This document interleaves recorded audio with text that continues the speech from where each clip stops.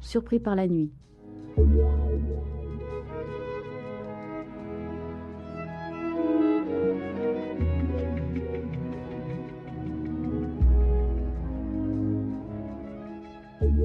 L'univers créé est un temple, et Hiram, le grand architecte, s'identifie à son propre temple. Son temple est son tombeau vide, son corps céleste, à jamais inanimé.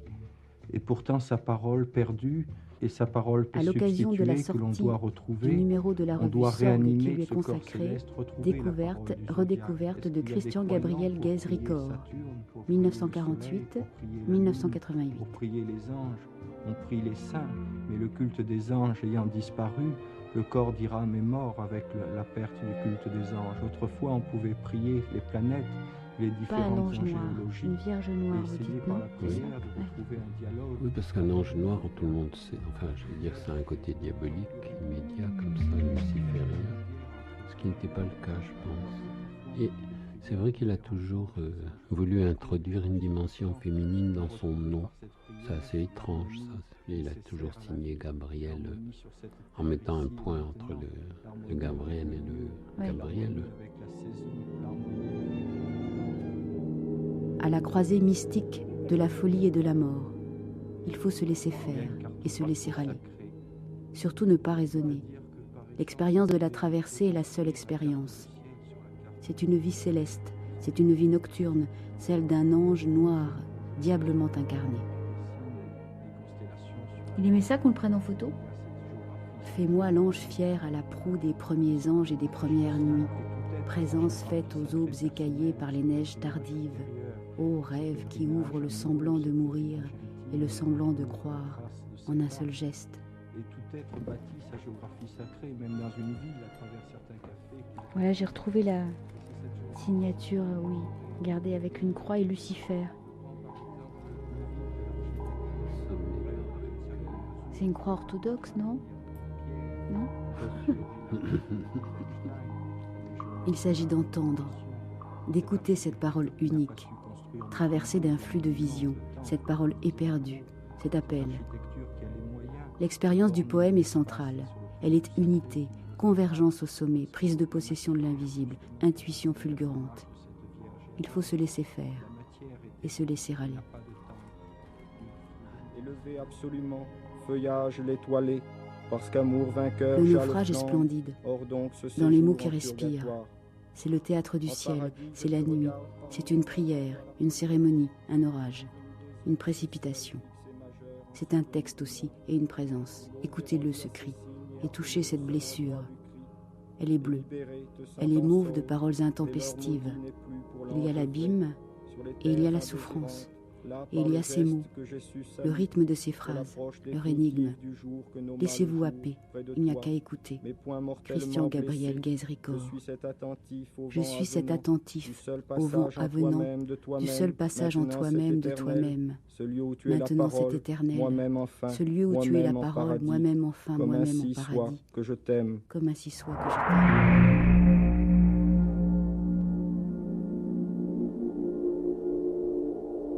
Le jour même de son enterrement, j'ai reçu une lettre de lui. Il m'a écrit, sans doute juste avant de partir. Alors, est-ce qu'il est parti volontairement ou pas, on ne le saura jamais. Mais j'ai reçu le mercredi, alors qu'il était mort, soit le lundi soir, soit le mardi. Hein, tu te souviens, j'ai reçu le mercredi matin une lettre de lui. Et cette lettre était un véritable testament philosophique et religieux, qui était de nouveau un appel à la concorde entre les peuples, à la concorde entre tous les êtres humains. Vous voyez, ça a été le message de base. Mais ce message était en quelque sorte lancé de l'au-delà, puisqu'il se disait le médium, enfin l'intermédiaire entre le Seigneur et lui, enfin entre le Seigneur et nous plutôt. Il se disait le médiateur. Médiateur soit par rapport à la parole du Seigneur, il l'appelait ainsi, soit par rapport à la parole de Marie, car très souvent il parlait au nom de Marie. D'ailleurs, chez lui, Dieu est peut-être, enfin, Dieu peut se mettre au féminin, vous le savez, n'est-ce pas ? Et lui-même avait pris ce prénom, enfin son prénom, son deuxième prénom, de Gabriel, été féminisée au besoin, n'est-ce pas, pour faire sentir que l'androgyna primitif a été la première condition de l'être humain.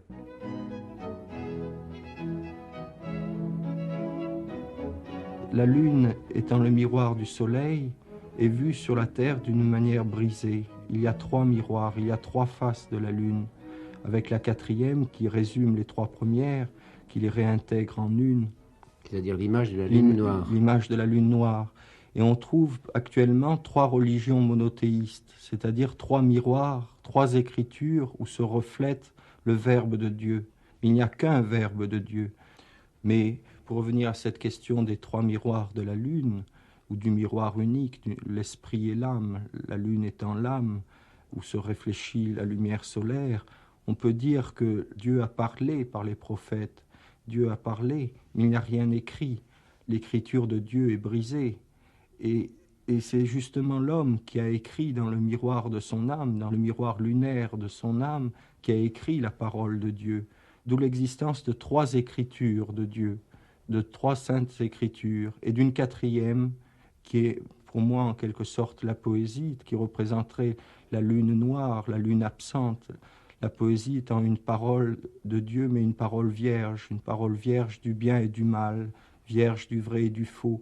Alors que les 3 écritures saintes, les 3 écritures monothéistes sont des écritures qui réfléchissent brutalement, qui réfléchissent la lumière du soleil, c'est-à-dire la lumière sur le bien et le mal, sur le vrai et le faux, sur le vrai et le laid.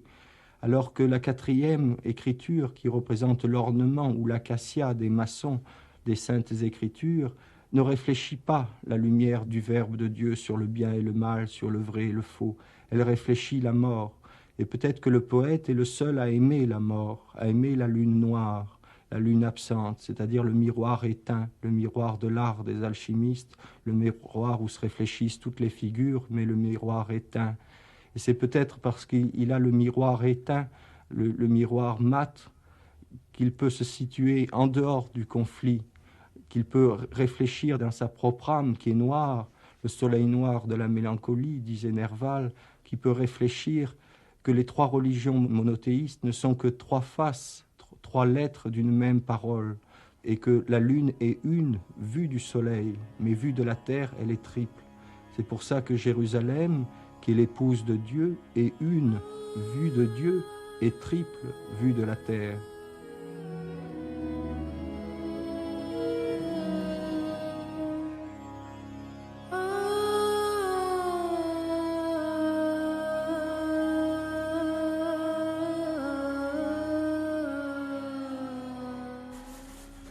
C'est la Madeleine à la veilleuse de Georges de la Tour.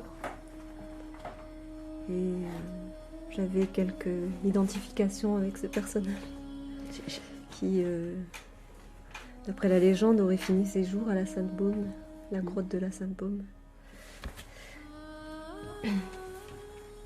Tu faillis vous dire comme ça, elle vous ressemble. Oui. Ouais. Et un jour, d'ailleurs, j'ai montré cette carte à ma mère qui m'a dit « Mais comment tu étais habillée ce jour-là ?»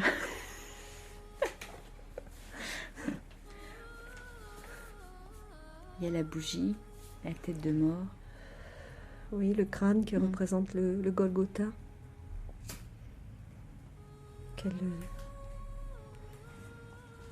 a sa main posée dans un geste très protecteur. Elle a abandonné là. C'est une carte qui vous avait envoyée ? Oui.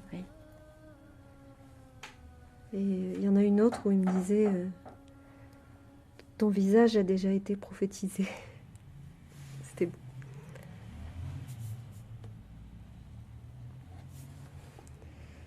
D'ailleurs, il m'appelait Miraphore. Parce qu'il y avait une homophonie avec mon prénom, mais aussi parce que la Miraphore, c'est la porteuse de parfum. De myrrhe, oui. Qui a donc répandu son art sur les pieds du Christ. Vous connaissez la Bible par cœur ? Christian ? Oui. Oui. Pas seulement la Bible. La Bible, le Coran ? Le Coran, oui. Oui. Et d'ailleurs, il y a une lettre très belle où il me dit qu'il est une de ses nombreuses nuits de veille. il écoutait Radio Alger, le chant du muezzin qui appelle à la prière. Et il disait qu'il ne comprenait pas le sens, enfin, il ne comprenait pas les paroles, mais il comprenait le sens, justement, à travers la forme. Et c'est un peu aussi ce qu'on retrouve dans ses dessins, où il dessinait des lettres qu'il tressait. Il passait son temps à lire. Il lisait beaucoup, mais la lecture était souvent un prétexte à l'écriture, un prétexte. Il disait que souvent il était obligé d'abandonner sa lecture parce que ça lui donnait envie d'écrire.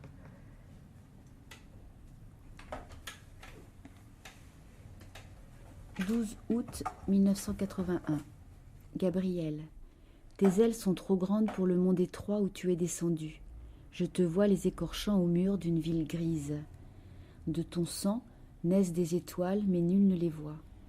Portes et fenêtres restent fermées, et toi tu te débats pour te poser sans trop de mal sur un sol qui va te blesser. Où trouveras-tu asile? Point de maison pour t'accueillir. Soudain, de très loin, une lumière vacillante t'appelle. Là, chez elle, tu vas pouvoir te reposer. Et tu ne devras pas laisser tes ailes au vestiaire. Elle te prendra tout entier, comme un enfant dont on accepte tout. Ne te laisse pas tailler aux dimensions d'un monde qui régit, ordonne et classe. Si l'on ne veut pas entrer dans ton jeu, c'est que celui qui entre dans le jeu s'y prend fatalement. Et si l'on parle de ta folie, c'est que ta folie interroge. On n'éloigne que ce qui fait peur. Baiser, Marie, Remiel, c'est vous ça, Mireille, Mamini. C'est vous qui avez écrit ce magnifique texte. Oui. Ah. C'était une lettre vraiment adressée. Et Rémiel, c'est l'anagramme de Mireille, mais c'est aussi un nom d'ange. Puisque Christian avait l'habitude d'attribuer des noms d'anges à tous ses amis, à tous ses proches.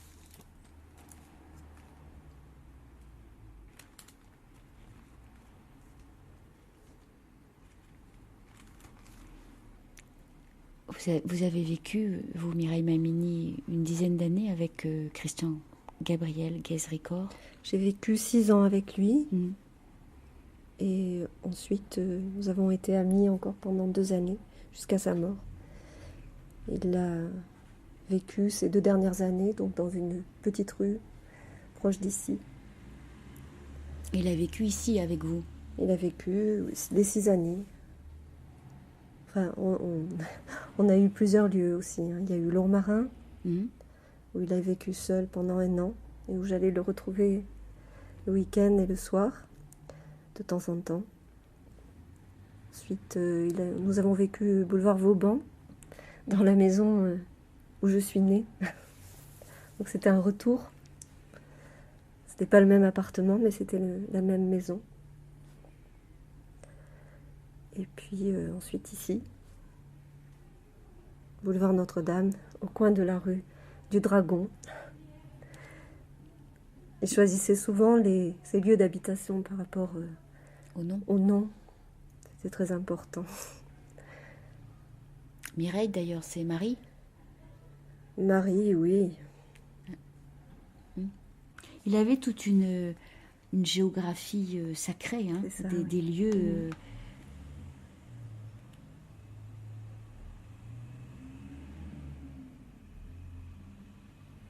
C'est un peu ce que je disais tout à l'heure, des noms de rues, des cafés qu'il arpentait. Il y avait toujours ici, il y avait le bar des ascenseurs de la Vierge Marie, parce que ici, autrefois, il y avait un funiculaire qui permettait de monter à la Vierge de la Garde. Et il y a un bar qui a gardé ce nom. Donc il y allait souvent pour écrire, parce qu'il écrivait. Quand il fallait écrire, ça pouvait être n'importe où, dans le bruit, sur un coin de table, n'importe où. La nuit est créatrice. La nuit, c'est la fille du jour et la mère du jour. Et dans une image matriarcale, C'est la nuit qui crée le jour, c'est l'absence de verbe qui crée le verbe. C'est la nuit qui inspire, c'est la nuit la grande inspiratrice. On parle du grand architecte de l'univers, mais il faudrait parler aussi de la grande inspiratrice, Isis la Noire. La nuit qui inspire l'ordre, qui inspire le verbe de Dieu, qui le fait venir, qui l'accouche en quelque sorte. Donc la nuit, pour moi, c'est le lieu de tous les possibles. C'est dans la nuit qu'est le lieu de la pérennité, c'est dans le lieu de la demeure d'éternité, de cette nef d'éternité dont parlait la religion égyptienne, qu'on retrouve dans l'image de la Vierge, qui est la nef, qui est l'arche. C'est ce voyage à travers la nuit de tous les possibles, de toutes les existences que nous portons en nous. C'est ce passage initiatique à travers la nuit jusqu'au jour, mais la nuit est aussi la fille du jour. Nous n'avons pas idée des univers possibles. Les auteurs de science-fiction parleraient des univers parallèles. Si vous avez la perception pour voir les attributs de Dieu sur les visages que vous croisez dans le métro, vous allez voir l'espérance, le travail, la force, l'amour, l'amitié, ou alors vous allez voir l'orgueil, la vanité, la paresse, la luxure. Les royaumes cohabitent, ils sont coprésents parmi nous, mais ils se séparent avec la mort. La mort est le lieu de cette séparation, de cette assomption des choses. Mais cette assomption est irréversible. Le mouvement d'ascension, et en cela, en tant que poète, je prêcherai contre Dante qui disait que dans les enfers, il n'y avait plus d'espoir.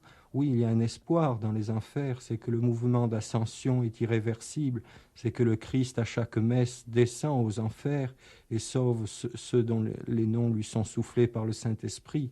À chaque messe, le Christ va 3 jours en enfer et remonte avec certaines âmes, parce que le mouvement d'ascension, pour reprendre une image de Teilhard de Chardin, est irréversible. Tout va vers un plus, vers un oméga. Tout ce qui arrive sur cette terre est là pour augmenter l'amour.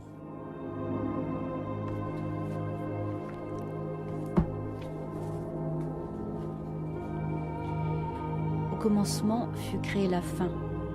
Soudain, une odeur de mûre. À chacun son corps. Maintenant est mon ciel. Aime ce qui vient d'en bas. Être n'a pas de mesure. La mort passe. Mon nom est l'os du labyrinthe. Où va le temps? Nier le temps. L'œil ferme la fenêtre et je pense à toi, ombre qui fait non. C'est un poème de vous, Bernard Noël, que vous avez dédié à Christian Gabriel Gaez-Ricord, qui s'intitule Stèle pour Samaël. J'avais oublié ce poème. Mais la stèle, je peux vous donner la circonstance simplement, c'est que Samaël est le nom d'un ange et c'est le nom que m'avait donné Christian. Il voulait que vous écriviez des stèles et des oracles et vous aviez répondu que c'était pas très... Non, mais je lui ai toujours dit oui. Oui. Mais sans jamais passer à l'acte, parce que, enfin, ce qui était oraculaire lui était, me semblait-il, réservé, parce que il faut une sacrée innocence, au fond, pour prononcer des oracles. Et je pense que lui l'avait. Enfin, peut-être que l'innocence, on peut s'en emparer, si on l'a pas. Et que... c'est peut-être ce qu'il avait fait par son comportement général, qui, aux yeux de la plupart, était aberrant, à mes propres yeux d'ailleurs, a été longtemps semblé aberrant. Et puis, est entré dans une espèce de naturel second, parce qu'il l'assumait tout le temps, je crois. Alors, sur la fréquentation de Christian, c'était à la fois très éprouvant. Enfin, par période, c'était très éprouvant et par moments, c'était très exaltant. Et c'était exaltant parce que j'ai un grand, je ne sais pas quel mot employer, un grand amour au fond pour Gérard de Nerval, pour Artaud, mais qui sont des gens lointains, éloignés par la mort. Enfin, l'un parce qu'il est vraiment loin, au 19e, qui est Nerval, l'autre parce qu'il est mort depuis longtemps, je ne l'ai pas connu. Alors ce qui était étrange, c'est que, si vous voulez, Christian rendait naturel le délire des deux autres, qu'il recoupait complètement. Enfin, si je pense au début d'Aurélia, par exemple, à la rencontre de l'étoile, au fond. Et il faut aussi une sacrée innocence pour suivre une étoile.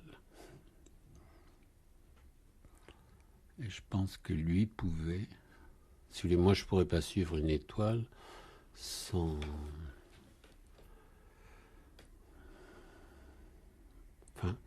jouer un jeu qui ne me conviendrait pas, d'ailleurs.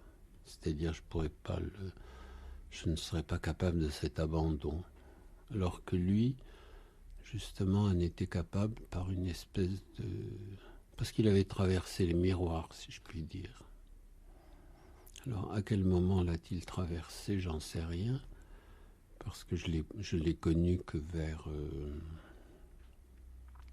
quoi? Vers 1975, je pense. Après la publication de son premier livre. Comment s'est-on connu? Je ne m'en rappelle pas non plus. Sans doute à Marseille. Et j'ai le souvenir plutôt de promenade, plutôt que de conversation, bien qu'il y ait eu beaucoup de paroles, enfin de son côté. Et que, justement, ces paroles mêlées, quand tout allait bien, disons, que ces paroles mêlées avec un naturel très grand, aussi bien les thèmes qui sont courants chez Nerval et chez Artaud, de mystique, de dédoublement, de manifestation du destin, mais en clair. Enfin, c'était comme si le destin n'était pas une espèce de grand mot planant, enfin, ou d'univers supérieur comme ça, qui plane au loin, avec de temps en temps des manifestations brutales, mais comme s'il était la nuée dans laquelle... qu'il transportait avec lui, en quelque sorte, comme une grande bulle. Et par contre, il y avait des jours où ça allait plus mal et où il était un peu comme un disque rayé, avec le retour des mêmes paroles d'ailleurs, comme ça, avec un sillon qui se rétrécissait. L'expérience de la traversée est la seule expérience. 2. Dans le golfe de Gênes, vers la fin de la nuit, alors que la lune change de rive et qu'il n'y a plus de vent, je comprends le lieu vierge, le lieu où absence et présence s'estompent, et le souffle devient vertu dans la barre qui l'affirme, et le cri qui signifie. 3. San fruttuoso di Camoli, la route de nul vent se tait, pour que la terre ne soit que maintenant au secret, et que sa lente autre que l'ange laisse à mon visage la brume lumière de s'avance aux amers mortels. Et j'y prends lieu comme la profondeur même de l'eau, cette traversée de mon rêve dans la crique, ce passage silencieux, il me vient ce ruissellement qui ne lave pas, et pour une autre eau je fais voile et disparais, une eau qui lavera tout, n'enlevant rien. On a parfois des difficultés pour entrer dans son œuvre écrite, ça n'est pas évident, mais lorsqu'on l'entendait dire ses poèmes, on était absolument captivé et on savait qu'il était dans la vérité de son art. Oui. Voilà, et je crois que tout le travail critique qu'il faut faire maintenant pour retrouver son œuvre, pour la relire, pour faire que d'autres aillent à la rencontre de cette œuvre, c'est un travail aussi pour retrouver sa voix, et pour tâcher de convaincre les lecteurs qu'il y a un certain mode de lecture qui rend ces poèmes parfois difficiles, évidents. Voilà ce que...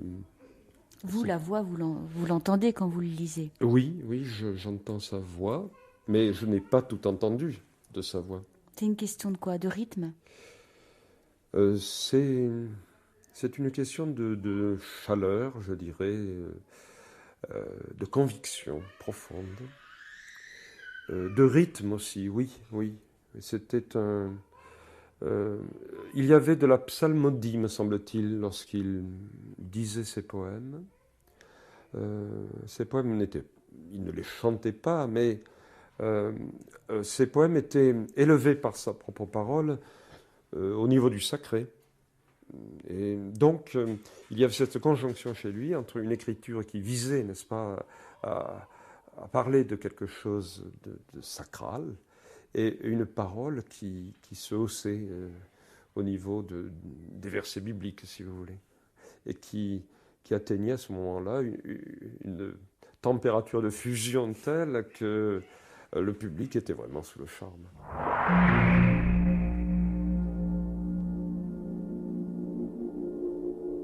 Moi, j'ose pas. J'ose pas. C'est le carton de photos. Oui. Il y a des photos d'un peu toutes les époques. Celle-là, il était très jeune. Chez Mella? Oui. Là, je pense que c'est... Elle est drôle, celle-là. À la Villa Médicis. Ouais. Il était très jeune. C'est le regard, non? Oui. Regard ardent.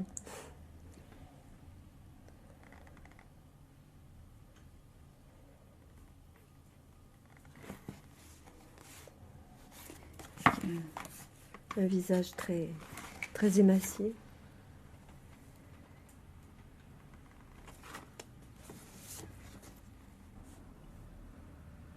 Un grand nez. Oui, un profil de médaille.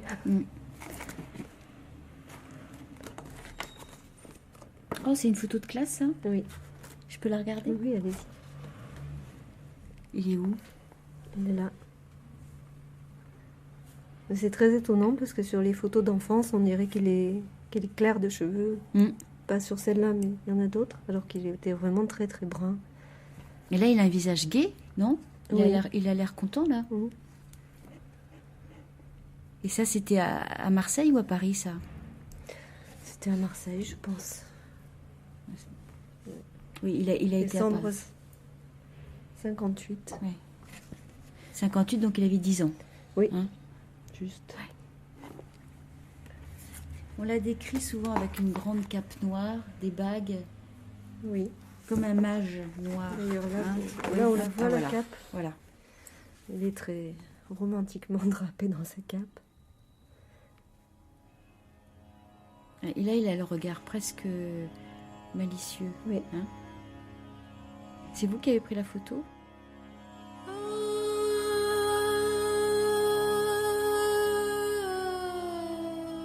Je pense à Christian Gabriel Guézericord comme à un témoin de l'essentiel. Ce que je dis là serait banalité s'il ne s'agissait que d'une formule habilitée à seulement classer et classifier en toute urgence littéraire une œuvre faite, accomplie et refermée sur sa réalisation. Mais justement, l'œuvre dont il s'agit n'est pas que de l'ordre littéraire et ne saurait se limiter à rien qu'un épanouissement verbal, si magnifique soit-il. Et souvent, chez ce poète, l'épanouissement est là, et telle formulation en majesté qui peut faire illusion. Va-t-on s'arrêter, saisi d'éblouissement devant la qualité de la langue et dérivé par sympathie d'écoute vers de remarquables aménagements verbaux ou rythmiques, vers de savantes orchestrations, en qui l'oreille en vient assez vite à reconnaître quelques-unes de ses absences? Oui, la tentation serait grande d'aimer en Guézericord la beauté complexe et profuse d'un texte dont les tenants et les aboutissants retrouvent en nous, ainsi que nappe phréatique, l'étendue de notre légende rêvée, consentie par nous en tant que légende et reprise en notre langue en tant que rêve. Salas Tétier. il donnait l'impression de quelque chose de noir, mais en même temps d'un noir lumineux. Je pense maintenant que le noir qui distinguait Guez-Ricord ressemblait à ce noir dont parle Delacroix dans son journal. Delacroix dit dans son journal « Il y a en moi quelque chose de noir à contenter ». N'est-ce pas? Donc, le noir d'une immense faim, le noir d'une sorte d'abîme, d'une sorte de gouffre. On le sentait. Il était noir parce qu'il était brun, parce qu'il avait des cheveux noirs. Ça se portait assez long à l'époque, nous sommes dans les années 70, mais je veux dire, on aurait été dans un règne de cheveux courts qu'il aurait porté les cheveux longs parce qu'il y avait en lui une sorte de refus manifeste du jeu social. Il avait un regard, j'ai dit d'aigle, oui. Non, pas d'aigle, un regard un peu traqué. C'était un homme traqué. Et peut-être un regard de daim ou de cerf dans une cérémonie comme l'est la chasse à courre, n'est-ce pas? Il était probablement poursuivi par une mystérieuse chasse à courre. Il y avait des chiens silencieux autour de lui. Il avait une cape noire, ce nez busqué, donc l'aigle et le cerf en même temps, et il avait les mains couvertes d'énormes bagues qui étaient de mystérieuses alliances au sens ordinaire du mot, mais aussi probablement, j'y ai pensé depuis, au sens symbolique du terme. C'était un homme qui, dans sa dispersion et dans sa quête de l'unité, cherchait des points d'alliance, des possibilités d'alliance. Et ces alliances, qui n'étaient pas de simples anneaux comme ceux des conjoints, étaient en réalité pour lui probablement le symbole de sa volonté de retenir et d'être retenu par tous ceux qui pouvaient l'aider à se maintenir, à se simplifier, à aller vers la vérité des choses et vers la vérité de l'être. Quelques autres fragments situer la forme littéraire que constitue la prière, notamment ce dont il parle, il le convoque, c'est très présent, enfin qu'il parle de la Vierge Marie, des saints ou des anges. Et moi, ce qui m'a d'ailleurs le plus, ce que je raconte, je vois que vous avez le numéro de Sorgue. Ce qui m'a frappé un jour, c'est à quel point il m'a, si vous voulez, pendant longtemps, cette histoire d'ange, c'était pour moi une espèce de métaphore, l'ange. Bon, qui est... enfin, je ne crois pas aux anges, si je puis dire, alors que lui semblait y croire. Je ne sais pas s'il y croyait ou si vous voulez, il n'est pas nécessaire de croire aux anges quand on en a fait quand ils font partie de votre langue, en quelque sorte. Il suffit de les articuler, au fond. Et je me suis rendu compte un jour, je vivais à cette époque-là à la Chartreuse, de Villeneuve-les-Avignon, donc dans un certain retrait, où il me téléphonait assez souvent, où on s'y rencontrait aussi parfois. Et je me suis rendu compte qu'au fond était angélique tout ce qui tout ce qui m'importait dans ma propre vie et qui s'y présentait soit sous forme de pensée, soit sous forme de non pas de savoir, surtout pas de savoir, mais si vous voulez sous forme d'émotion au fond. C'est-à-dire qu'il y a des choses, il y a des savoirs qui se transforment en émotions et qui deviennent de la vie. Et que soit ces pensées émues, si je puis dire, leur accumulation produisait une sorte de dégagement, et que ce dégagement, en quelque sorte, prenait un corps angélique en s'élevant comme ça. Donc ça n'était pas quelque chose qui allait habiter la mémoire, mais qui allait habiter une espèce de réserve supérieure, au fond. Je sais pas comment... ceux qui croient au ciel, c'est pas mon cas, mais je pense qu'il y a des régions aériennes. Moi, le mot aérien est quelque chose qui me convient assez bien pour désigner ce qui s'évade de nous, mais qui ne disparaît pas nécessairement. Je veux dire que ce qui s'évade, c'est aussi nos paroles qui s'évadent de nous, mais elles sont faites d'un élément aérien qui, en s'élevant, subsiste peut-être, circule, forme des corps plus ou moins invisibles. Bon, ça, c'était la sorte d'ange à laquelle sa parole à lui me rendait sensible, parce que j'avais besoin qu'elle produise quelque chose de corporel au fond. Peut-être justement parce que sa puissance corporelle m'a frappé à partir d'un certain moment. Mais ce que j'ai essayé de dire dans ce texte, mais sans que je puisse la situer avec exactitude, mais si vous voulez, à partir de ce moment-là, pour moi, il a été quelqu'un de très violemment incarné, et non pas de délirant. Enfin, son délire était un délire charnel plutôt qu'un délire malade ou délirant, enfin ce qu'on entend par là.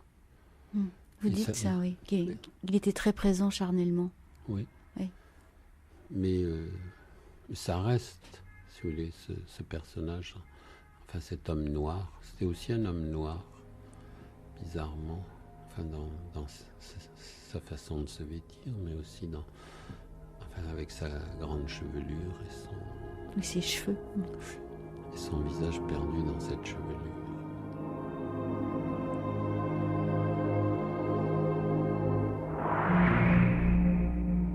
J'avais été très frappé par les lettres que m'écrivait Gazrikor, qui étaient des lettres à la fois autoritaires et déchirées. Les lettres de quelqu'un d'un peu éperdu, mais aussi de quelqu'un qui avait un regard, des peines et des serres d'aigle, l'aigle de Saint-Jean, si vous voulez. Il aurait, je pense, aimé cette image. Être comparé à l'aigle de Saint-Jean me paraît être une image qui peut rendre compte du destin spirituel de Gazrikor. Même physiquement ? Même physiquement.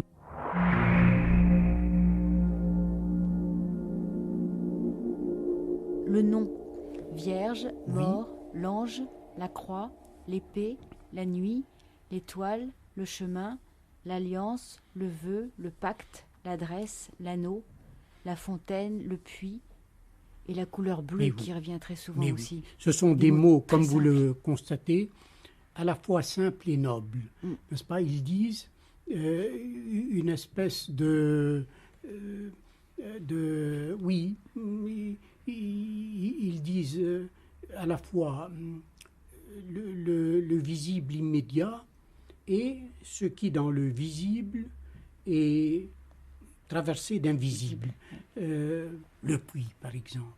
L'anneau, n'est-ce pas, qui est du plein autour d'un vide.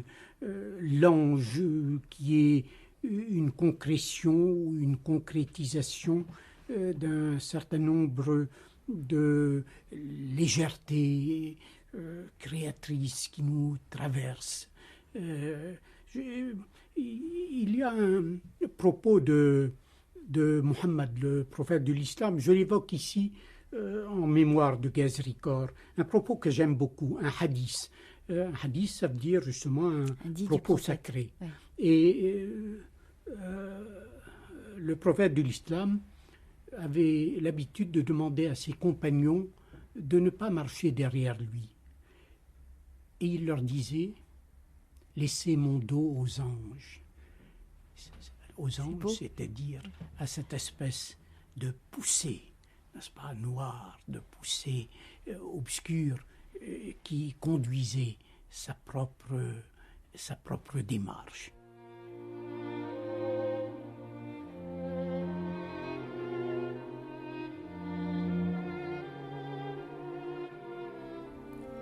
À chaque visite, je suis comblée, meurtrie, cherchant à reprendre l'air de la rue sans rien perdre de la fumée que tu m'as fait traverser. Dominique Sorante, c'est vous qui écrivez ça? Vous aviez 17 ans, 1970, quand vous avez connu Christian Ghazri Kor, qui avait 5 ans de plus que vous. Oui. Et c'est à lui que vous dites ça. Tout à fait. C'est vrai, Christian, c'est certainement la première et décisive rencontre que j'ai faite en poésie. Et j'ai repensé il n'y a pas longtemps à cette première rencontre avec Christian. Et il y avait une lampe. Et il m'a tout de suite parlé de la lampe de Nerval. Et les choses se passaient un peu comme cela avec lui. On entrait dans un monde et puis on ouvrait une porte et une nouvelle chose apparaissait. Mais c'est cette première rencontre, j'en ai un souvenir précis et profond. Cette maison, cet appartement de sa mère était situé de telle façon qu'on voyait d'un côté le stade, Vélodrome, et de l'autre côté la Vierge de la Garde. Et là, il y avait une sorte d'équilibre qui se faisait. La poésie se trouvait entre ces deux espaces. C'était la nuit ? Non. Ce n'était pas la nuit, mais lorsque je suis parti, c'était la nuit. Et je crois bien qu'il y avait beaucoup de nuits dans le moment que nous avons traversé ensemble. Je suis sorti, comme souvent plus tard avec Christian, dans un état... Je crois que beaucoup de ses amis pourraient dire cela, de jubilation et d'exténuement. Je crois qu'on ne pouvait pas rester très longtemps avec Christian, tellement beaucoup de choses se passaient. Un moment très fort. Vous dites d'ailleurs dans le texte que vous écrivez dans la revue Sorgue sur Christian Ghazri Kor, Dominique Sorante, vous parlez de ses propos incendiaires ou dévastés, de tous ces bivouacs en perdition. Oui. Chez Christian, il y avait toujours cette idée que, d'une part, la parole ne s'arrêtait pas, n'avait pas de raison de s'arrêter, et elle avait besoin de se prolonger, et qu'en même temps, il y avait des moments de posture, des moments où des choses pouvaient se manifester. Donc, on avançait, c'était comme un bivouac. Et puis forcément, la réalité se dérobait, il fallait repartir. Donc incessamment, on faisait ce passage en sachant qu'il n'y avait pas de véritable retour possible. On allait d'un endroit à l'autre. Et je crois qu'on recevait de sortes d'éclats de poésie à chaque fois.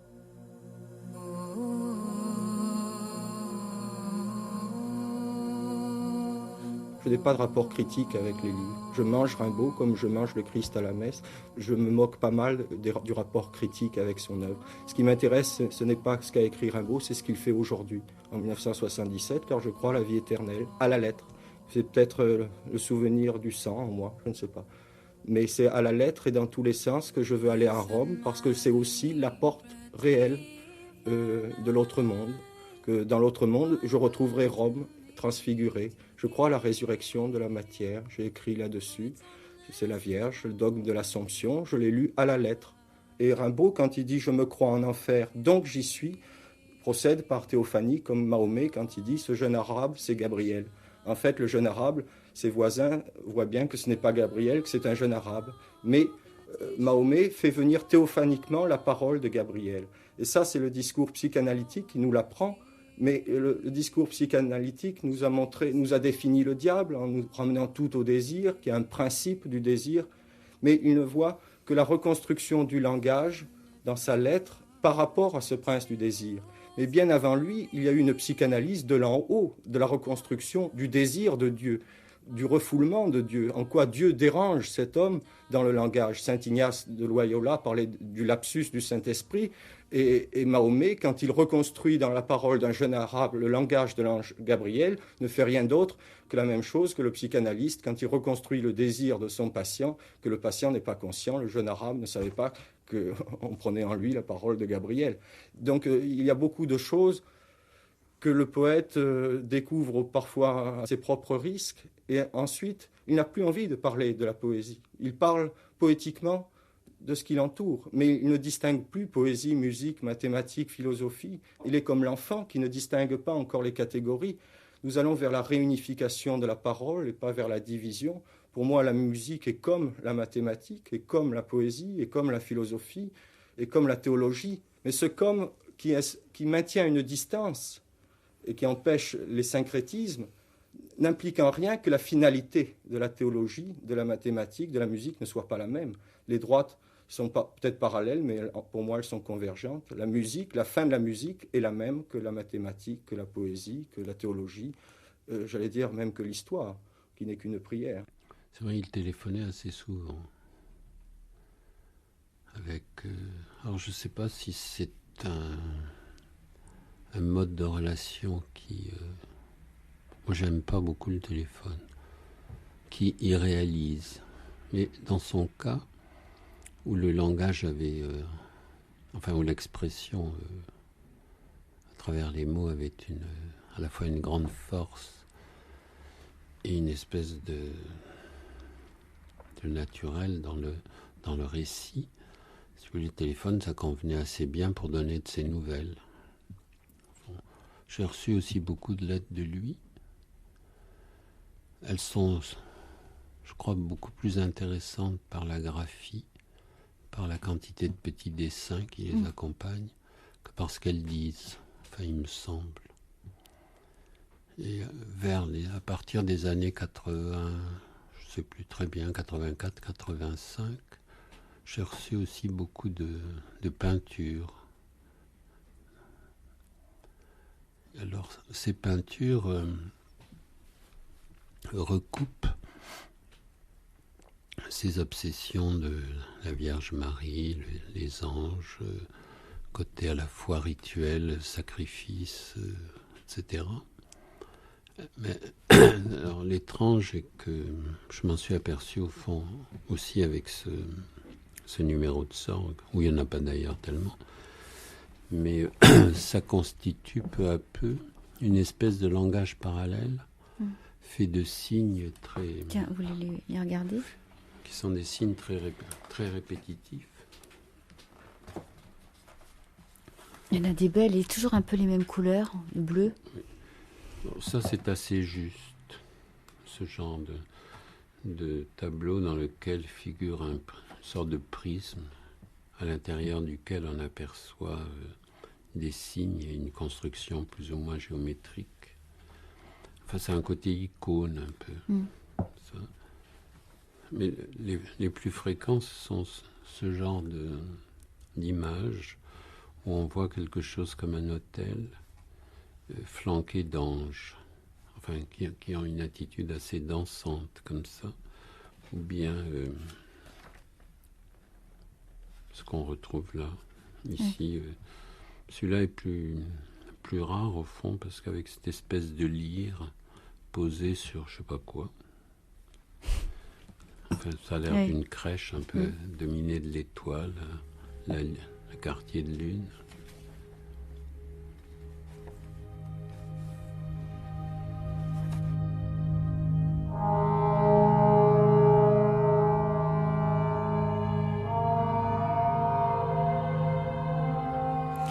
Mais chez Gaze Records, quand même, essayons de donner des pistes. Il y a tout un théâtre du ciel, il y a la nuit, il y a les anges, il y a beaucoup de mots qui reviennent, il y a toute une mystique des trois religions du livre. Oui, comment dire, tous ces aspects peuvent être chacun une clé, si on peut dire, d'entrer dans l'œuvre. La mort, bien entendu, qui effectivement sous-tend toute la trajectoire de l'œuvre. Je réfléchissais à ça ce matin. Comment dire, la perspective de la mort dans l'œuvre de Gaze ou dans l'œuvre en général, enfin dans ce qui motive une œuvre poétique en particulier. Je crois que la perspective de la mort, c'est quelque part la certitude de retourner au destin commun. Mourir, c'est rejoindre la communauté humaine dont j'allais dire l'émotion et même le traumatisme initial de l'œuvre nous a séparés. Et je crois que il me semble que ce que vous appelez des clés sont en fait la zone émotive à partir de laquelle vous vous sentez en intimité et où vous faites vous-même corps en solidarité, où il y a adhésion avec le texte lui-même. Et effectivement, les accès peuvent être à ce moment-là très, très différents. Dans La Monnaie des Morts, une conversation s'amorce entre l'amandier, le chemin, la fontaine, l'ange aussi. Vous étiez quel ange pour lui? Il vous avait baptisé? Oui, Bernard Mialet. diversement. Je ne sais pas.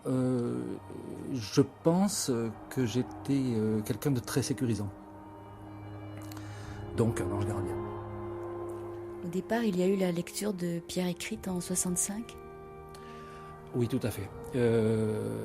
Gaze lit Pierre écrite au cours de l'été 66. Il avait lu très très peu de choses, pour ainsi dire rien, auparavant. Il a surtout été, dirigé vers l'œuvre d'Yves Bonnefoy par son entourage immédiat, et je pense en particulier par Jean-Paul Guibert, qui lui était déjà en relation avec Bonnefoy et qui très certainement a été l'intermédiaire pour Gaze Records. Les premières influences déterminantes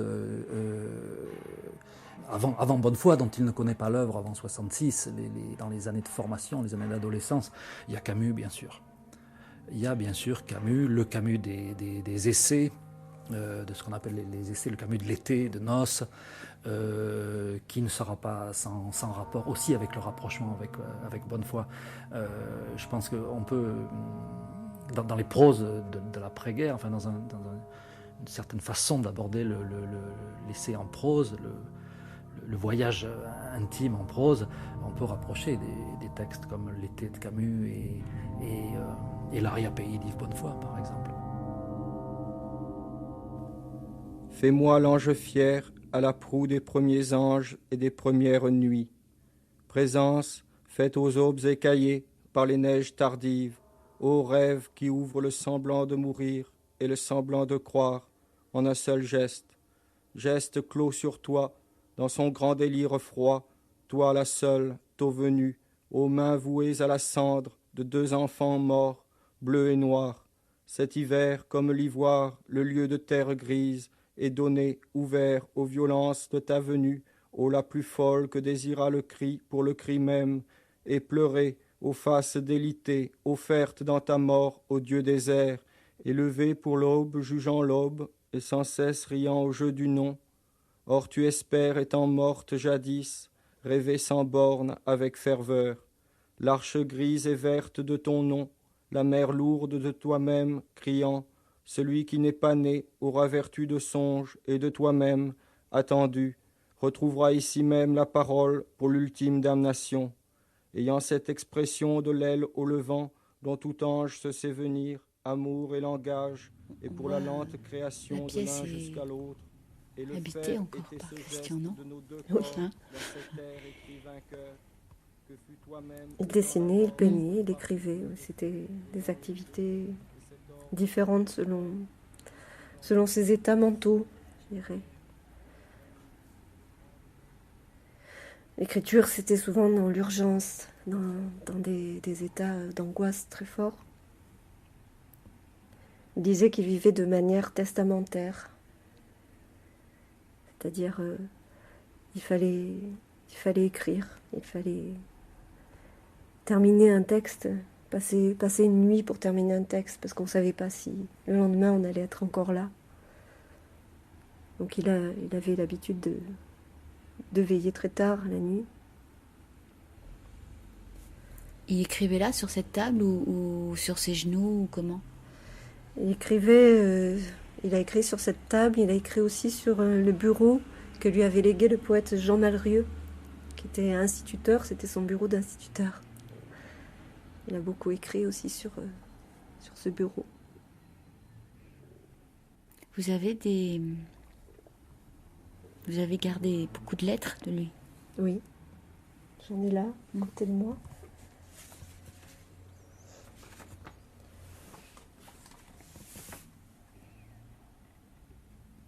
« 1982, c'est une époque où je partais en vacances avec mes enfants dans les Alpes de Haute-Provence et où lui restait à Marseille. C'était une époque un peu difficile. Et donc je recevais beaucoup de lettres. 17-18 août 1900, je peux la lire. 17-18 août, on va dire 1982, à la nuit. Marie-Mireille, quelle sera notre histoire, nous qui ne méprisons pas le légendaire, et pourquoi refuserions-nous l'aura d'un mythe qui a parcouru l'histoire, celui de l'ange? Il m'arrive de considérer l'ange avec gravité, d'être rappelé au semblant d'une responsabilité propre.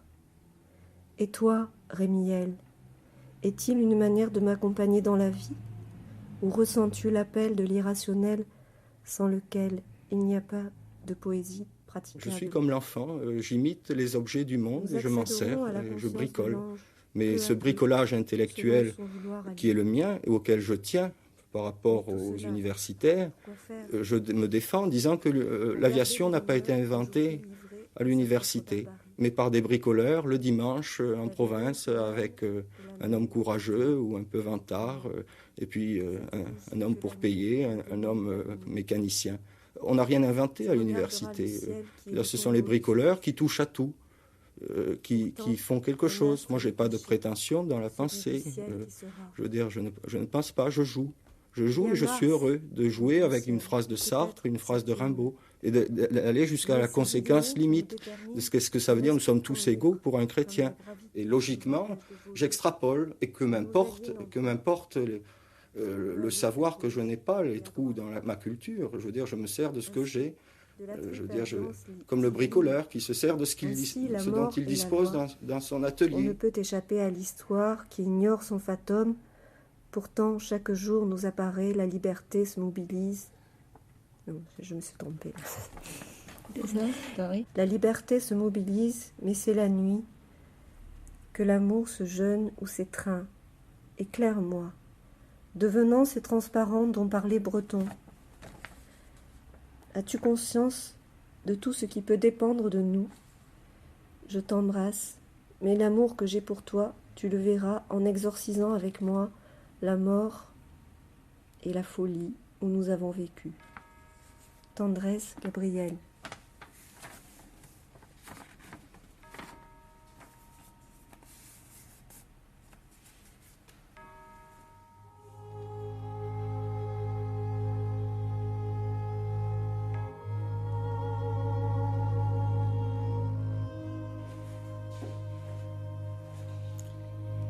Ce que j'ai dans les mains, là, André Huguetto, c'est un tableau que Christian Guesricor a fait et qu'il vous a donné. Oui.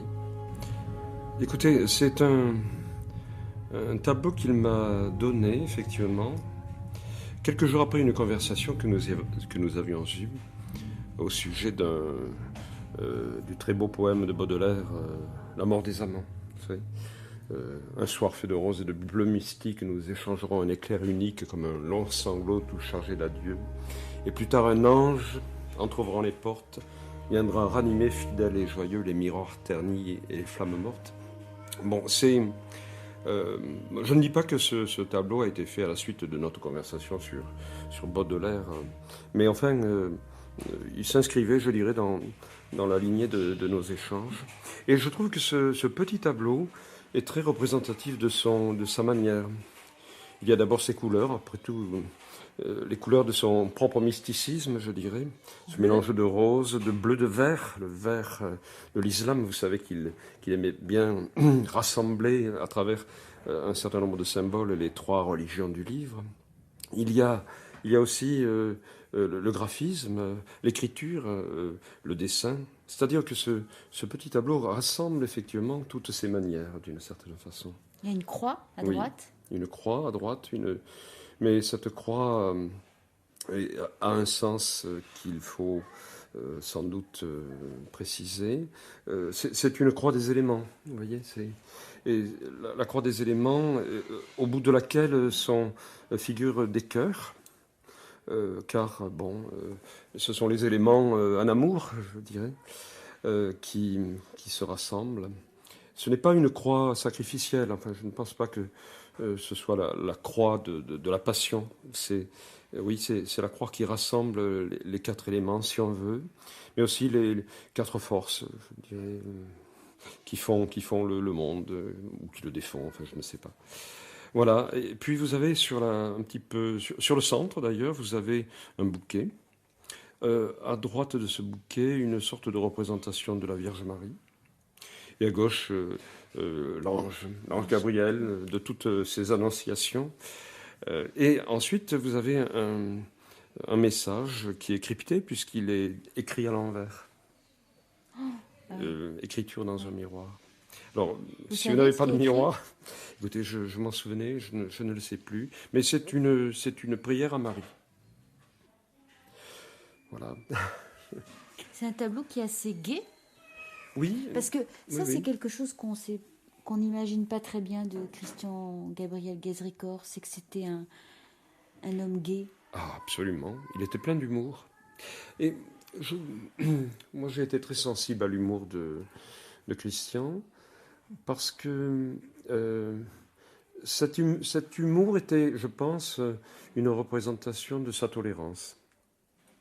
Lorsqu'il nous entraînait sur le chemin escarpé de sa propre recherche, de son mysticisme, il ne nous en voulait pas de ne pas le suivre, de ne pas le croire tout à fait. Alors, quand on finissait par afficher un air un peu dubitatif, eh bien, son ton devenait non pas moqueur, mais tout à fait humoriste. Enfin, c'était celui de l'humoriste qui comprenait très bien que l'on reste un petit peu en arrière de sa quête, vous voyez.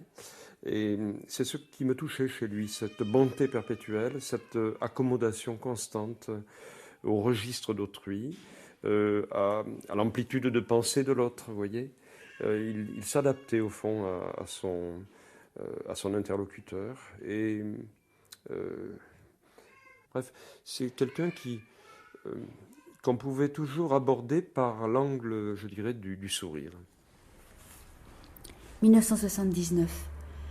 Quand j'étais sur la fenêtre à Noël 1977, je suis restée sur le rebord, partagée entre rentrer et sortir. J'écoutais la radio et attendais le père qui m'aurait dit « jette-toi », mais qui ne l'a jamais dit. Ou le père qui m'aurait dit « rentre » et il ne l'a pas dit non plus. Le fou n'est pas celui qui hésite entre être ou ne pas être. Pour lui, c'est ni être, ni ne pas être, ni se tuer, ni ne pas se tuer. Ce n'est pas seulement le conflit existentiel comme l'ont exprimé Pavès ou Hemingway, Sartre ou Camus. Est-ce que la vie vaut la peine d'être vécue ou vaut-il mieux se tuer ?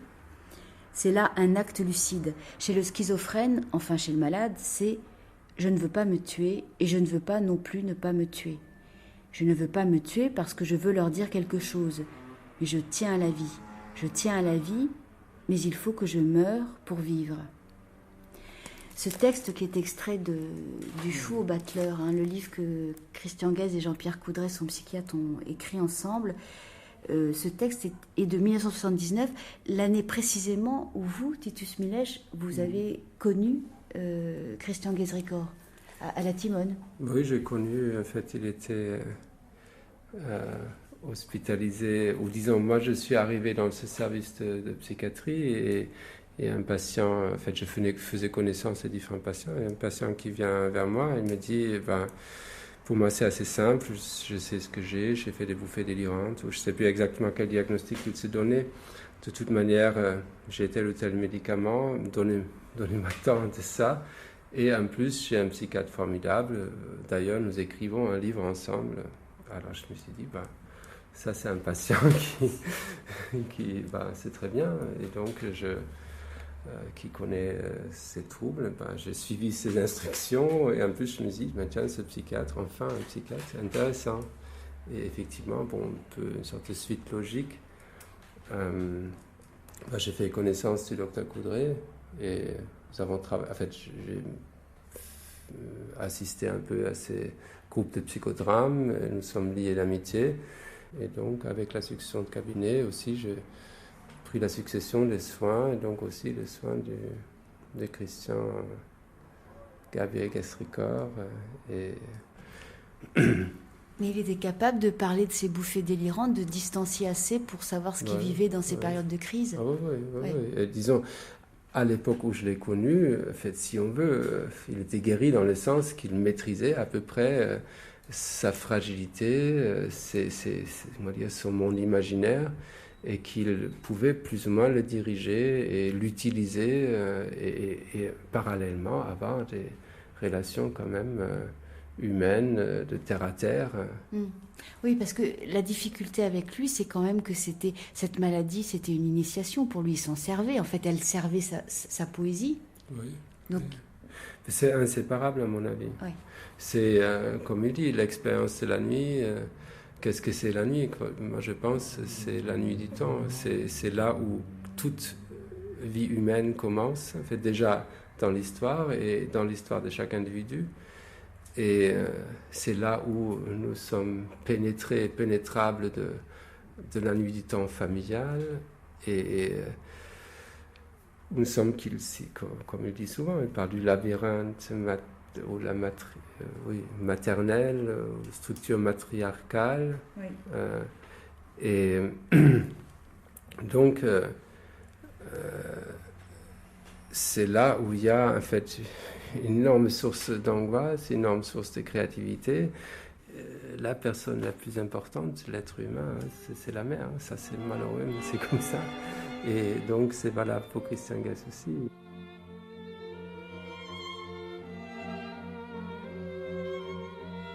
Tout commence et tout finira par une histoire d'amour, que Lucifer, la figure de Lucifer, qui est l'ange de la couronne, c'est-à-dire l'ange de la cité, qui couronne le ciel et la terre. L'ange de la couronne était jaloux du Dieu jaloux, était jaloux de la Vierge inaccessible, était amoureux en quelque sorte.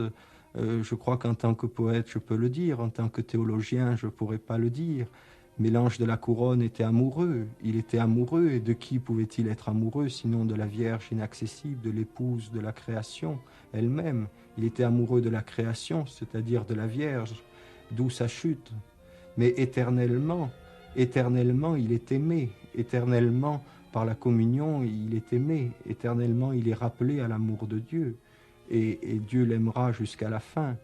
Et quel que soit son refus de l'amour divin, l'ange de la couronne, Lucifer, est aimé. Nous sommes condamnés à aimer celle qui nous est promise. C'est l'amour humain entre l'homme et la femme qui est appelé à une transfiguration lui aussi. En cela, je me distingue de l'image traditionnelle du catholicisme. Pourtant, nous sommes appelés par la messe, non seulement à la croix, qui est une étape initiatique, mais nous sommes appelés à un banquet céleste et à une noce mystique. Et du reste, dans les peintures orthodoxes, on peint les saints à l'image, à la ressemblance du Christ. De la même façon que les enfants ressemblent à leurs parents, nous ressemblerons tous en chair et en os, et vous-même, au Christ, nous aurons son visage comme lieu de notre ressemblance. Nous lui ressemblerons en chair et en os, et par la communion, nous communions aussi sa chair et ses os. Nous communions à la lettre et dans tous les sens, comme dirait Rimbaud, jusqu'à notre ressemblance parfaite avec lui. Nous sommes appelés à un banquet nuptial. Donc l'amour humain sera transcendé. Et je crois que les saints eux-mêmes se marieront entre eux, en quelque sorte. Ils seront un par le Saint-Esprit. Et ça, c'est le mystère du Saint-Esprit, le mystère de cet amant éternel qui vit une histoire d'amour avec chacun de nous, qui est perpétuellement amoureux de nous. De la même façon qu'un homme peut être amoureux d'une femme, il faut imaginer le Saint-Esprit amoureux de nous et souffrant des chagrins d'amour pour notre âme. Et c'est son mystère à lui. Du reste, dans les figures alchimiques, il y a un lit de noces. Nous sommes promis à une noce.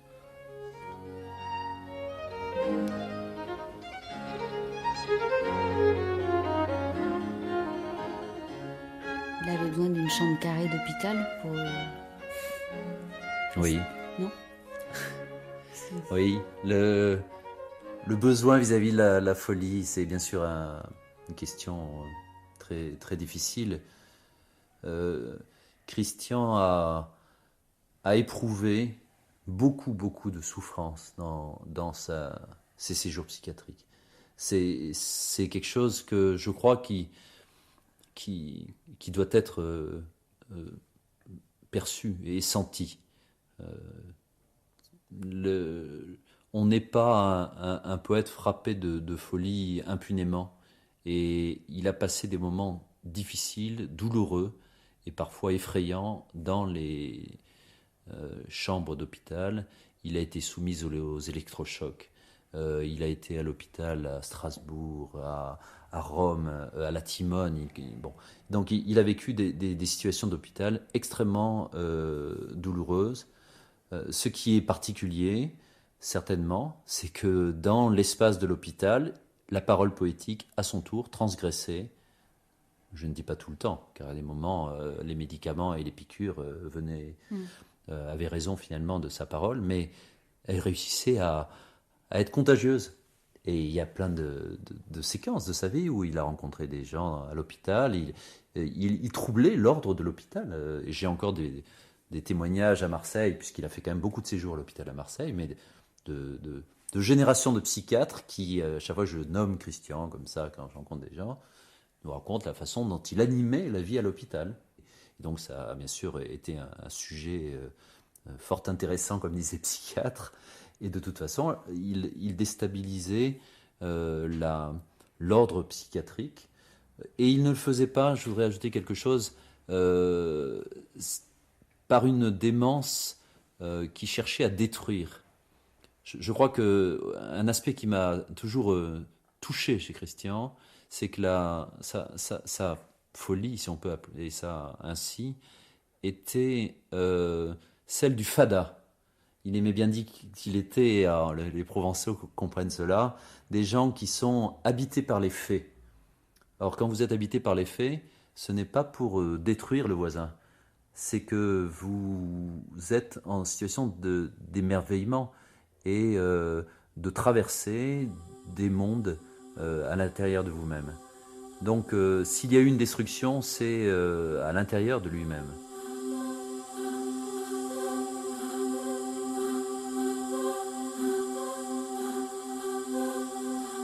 Peut-être ai-je échangé avec Guez-Ricor une vingtaine de lettres de part et d'autre, et je devais être un peu son anneau d'islam. Je devais être, on en parlera, oui, l'homme des anneaux. J'étais peut-être l'anneau dont il avait besoin pour se conjoindre à l'islam. Et les anneaux, n'est-ce pas? Les anneaux sont à la fois ceux qui lient, mais ils sont aussi à la fois ceux qui cernent. Et donc, le mot anneau qu'il utilise beaucoup dans sa poésie me paraît être un de ces mots les plus fortement chargés de sens réel et symbolique de du vocabulaire spécifique de Ghez-Ricord. Et c'est un homme qui est obsédé par l'anneau. Il veut, il sent, comme Claudel, qu'il habite l'extérieur d'un anneau. Vous connaissez la phrase de Claudel, « J'habite l'extérieur d'un anneau ». C'est le fait des exilés qui veulent retrouver le centre des choses. Mais ce risquant de ce côté-là, c'est si l'anneau se referme, ce qui est arrivé pour Nerval, ce qui est arrivé pour Artaud, ce qui est arrivé pour Ghez-Ricord, évidemment, on devient l'otage de la quête dangereuse, périlleuse qu'on avait entreprise. Et alors l'issue est de quel côté ?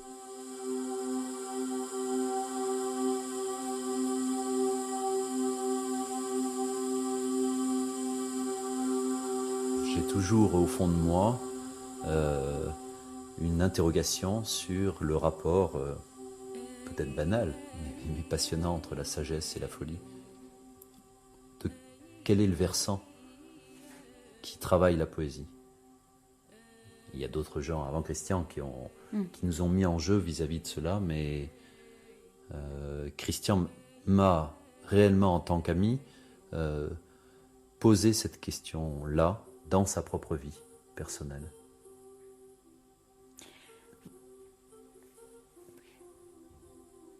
Vous avez assisté à des moments d'écriture. Alors, est-ce que ça sortait comme ça ? Est-ce qu'on a l'impression d'un rythme qui sort d'une effluve incessante ? Alors, j'ai presque envie de commencer par la fin. Les 2 dernières fois que j'ai vu Christian, j'ai écrit sous sa dictée. Et j'en ai un souvenir troublant. Il était agité et en fait, il m'a demandé de prendre un papier et je me suis mis à écrire. Et au fond, il me dictait. Et je ne savais pas très bien ce que je faisais. Ce que je sais, c'est qu'il ne voulait pas que je m'arrête, au fond. Et la qualité de ce qui a été écrit, d'ailleurs, je crois que ça a plus ou moins disparu. Mais ce qui était important, c'est qu'au fond, il voulait que l'autre écrive sous la dictée de ce qu'il avait à dire. Et c'était ce type d'expérience qui lui importait. On est près, bien sûr, de l'écriture oraculaire. Il avait une parole à transmettre. Il était traversé. Traversé. Et là, au fond, le travail d'écriture n'existait pas du tout. Donc à la fin de sa vie, sur cet acte-là que j'ai rencontré, ce n'était absolument pas la question du travail d'écriture qui importait. Puisque ce qui importait, c'était de faire passer quelque chose. Quitte à ce que dans cette parole-là, il y ait du brouillage. Il y avait du brouillage, il y avait des mots qui ne devaient sans doute pas venir. Mais ce n'était pas cela qui était important. C'est qu'il savait que quelque chose pouvait se manifester à travers cette parole. Donc ça, c'est les expériences que j'ai eues à la fin. Dans d'autres moments, quand on allait le voir, il aimait bien parler du travail d'écriture. Et ça m'est arrivé d'avoir des manuscrits de Maison Dieu, par exemple. Premier manuscrit de Maison Dieu avec des ratures. Il travaillait et il retravaillait volontiers ces textes pour qu'ils arrivent à un équilibre, j'allais dire d'ordre géométrique. Ça fait partie des contradictions. Peut-être que ce n'est pas le mot, mais de l'équilibre instable de Christian. C'était que face à la surabondance de sa parole, inarrêtable, qui était traversée parfois par des hoquets, par des défaillances, il lui fallait une structure géométrique pour ordonner son existence. Et le tableau que vous avez ici, par exemple, donc un carré avec d'autres formes géométriques à l'intérieur et des scènes qui sont figurées, sont un bon exemple de ce que Christian pouvait réaliser. Car là, la géométrie permettait d'ordonner cette part de surabondance qu'il avait par ailleurs. Et on retrouve cela dans son écriture. Il classait son œuvre en différents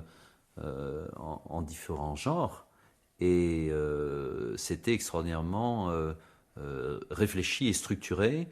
Peut-être pas dès le départ, mais assez rapidement, on a vu cet élément de structuration, d'ordonnancement. Il aimait beaucoup les métaphores d'architecte. Hein. Il était très versé pour des raisons d'origine familiale. Son père était architecte.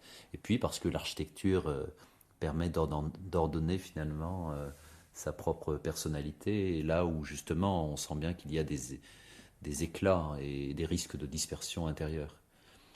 Et on peut retrouver ça dans ses livres avec les trois grands ordres de son écriture. L'un qui est la parole, qui est celle qu'on retrouve dans Maison Dieu, l'autre celle des tercets, et puis une troisième qui équilibre les textes en prose avec quelques séquences poétiques. Il avait trouvé là une sorte d'équilibre de trois pôles d'écriture. Et donc à chaque fois qu'une écriture venait, elle allait se placer, s'organiser dans un de ces espaces-là.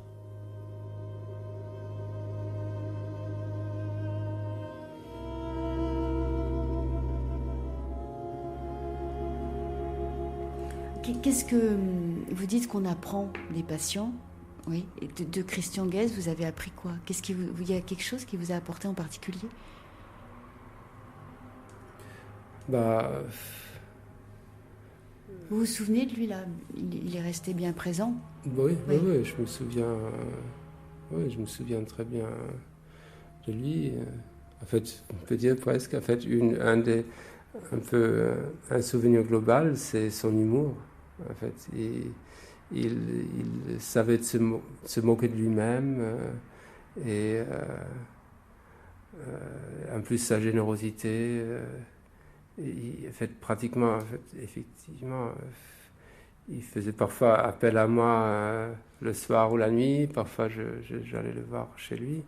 Et presque jamais, je partais sans un texte, sans un petit tableau. Et c'était comme ça, quoi. Ça. Et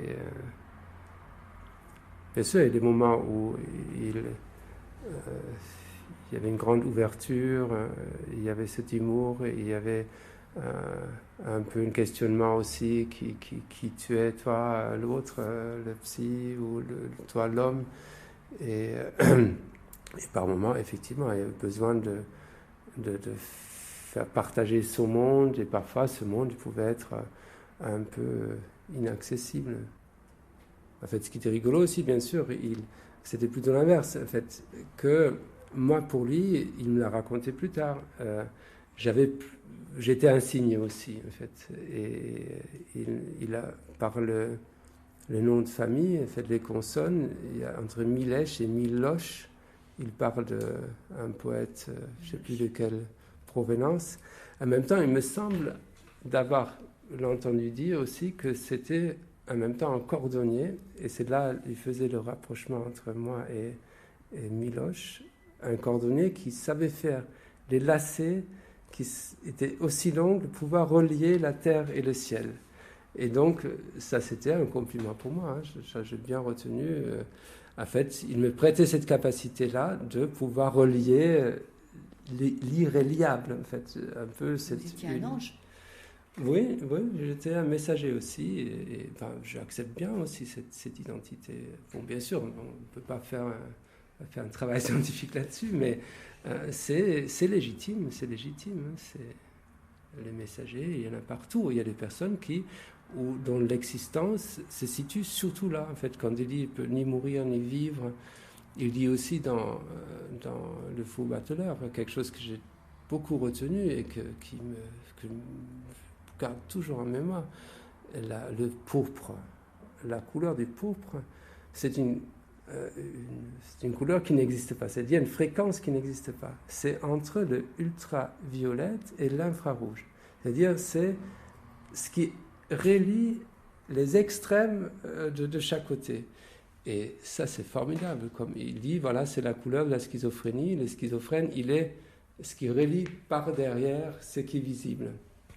Et en fait, je trouve des phrases comme ça, ou des propos comme ça, beaucoup plus illustratifs et plus compétents comme caractéristique de quelque chose qu'on peut appeler schizophrénie que en fait, de traiter de Bleuler ou d'autres grands psychiatres.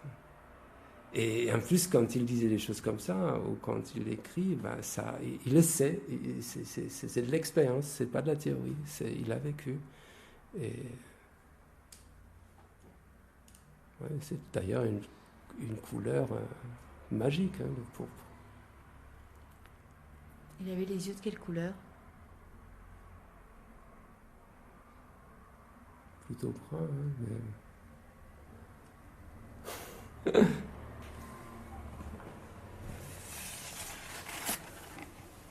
Je referme la boîte.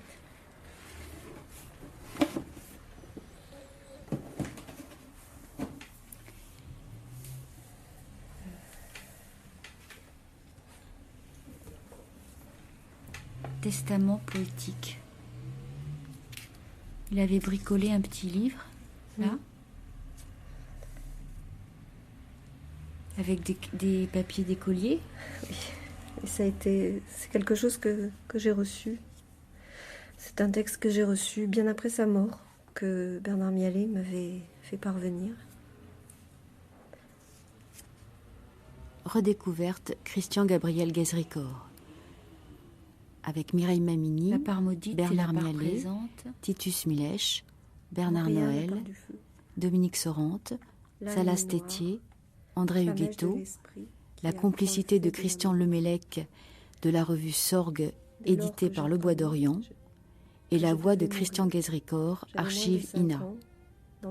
Surpris par la nuit, Yves Lehorst, Didier Lorenzi, Frédéric Changenet, Jean-Louis Deloncle, Anne-Pascale Desvignes, Catherine Soulard.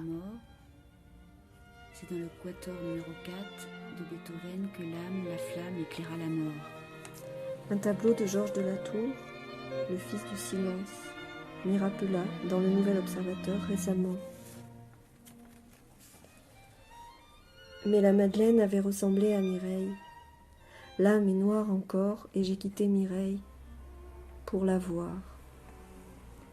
Elle pleurait à la fenêtre, mais je m'étais déjà retrouvée. Quant à la part du feu, sa nécessité a grandi, d'autant que la vérité n'y est pas. La mort, je l'ai décidée entre Mireille et moi, pour que nous commencions à nous voir. La mort éclaire ce qu'elle détruit.